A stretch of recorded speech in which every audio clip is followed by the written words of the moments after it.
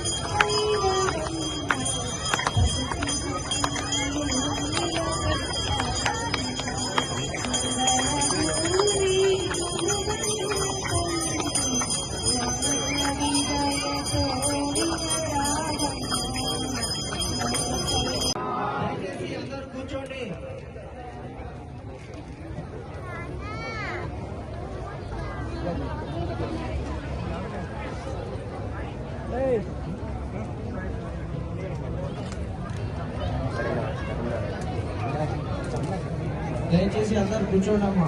జై శ్రీరామ్. ఇంతవరకు అందరూ కూడా మాకు సహకరించారు. ఇంకో 15 నిమిషాలు మన పూజా కార్యక్రమం అయిపోతుంది.